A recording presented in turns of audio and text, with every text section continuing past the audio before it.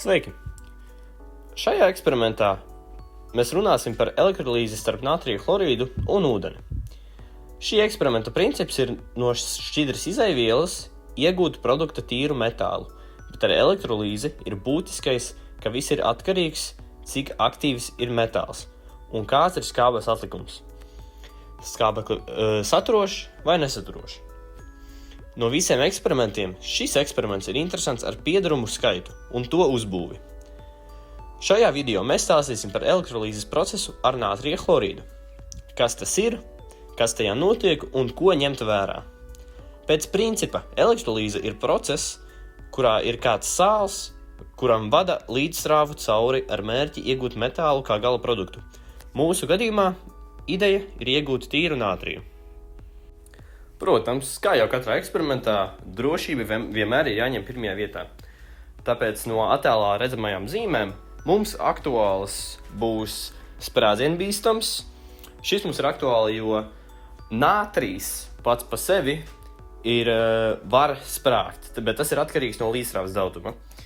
Protams, arī toksisks, bīstams veselībai, tas ir atkarīgs no vielām, bet mūsu situācijā mums gala produkta veidīgs chlors, kā gāze, ir cilvēkam bīstama.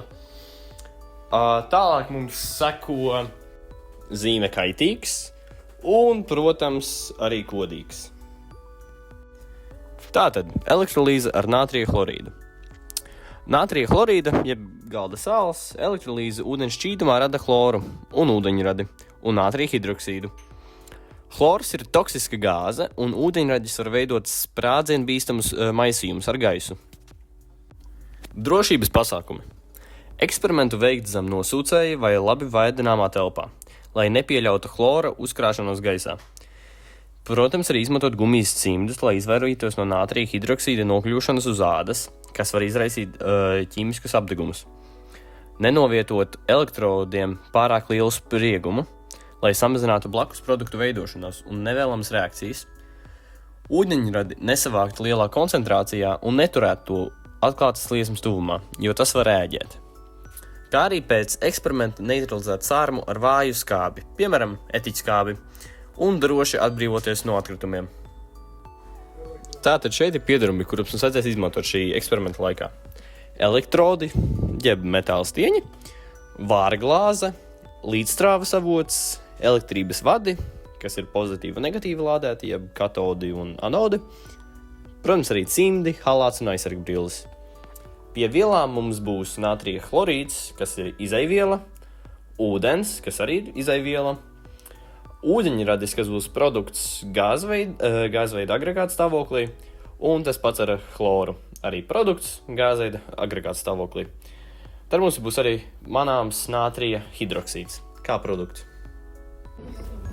Mūsu pirmais solis šajā visā eksperimentā ir ievietot natrija chlorīdu mūsu traukā, kurā vadīsim caur elektrodiem līdzstrāvu. Un katram elektrodam savu nozīmi. Viens ir katods, jeb negatīvi lādēts, un otrs ir anods, kurš ir pozitīvi lādēts, kuri pēc saviem lādiņiem pievilks savu attiecīgo daļu. Galvenais solis šajā visā ir pareizi vēl ievietot, protams, pie līdzstrāvas. Galvenais nesajaukt, jo tālāk sajaucot var sabojāt savu molekulāro vienādojumu.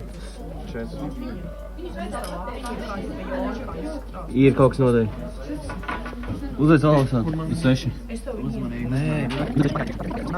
Pievienojot līdzstrāvu, ir galvenais novērot, cik daudz vai cik izteikti izdalās gāzes burbuļi, jo pievienojot pārāk lielu līdzstrāvu var rast kādu blakus nevajadzīgu reakciju.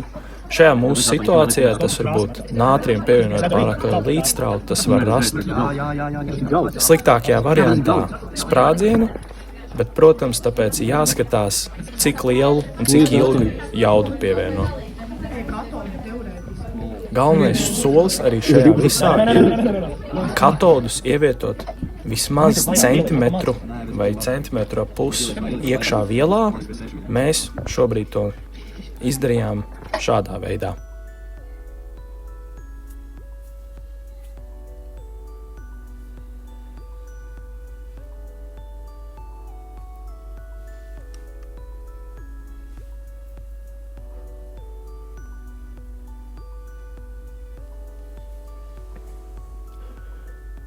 Un šobrīd uz beigām redzam, kā mēs droši pievienojam lielāku jaudu, jo mēs redzam, ka nav pārāk liela gāzes izdalīšanās vai kāda blakus reakcija.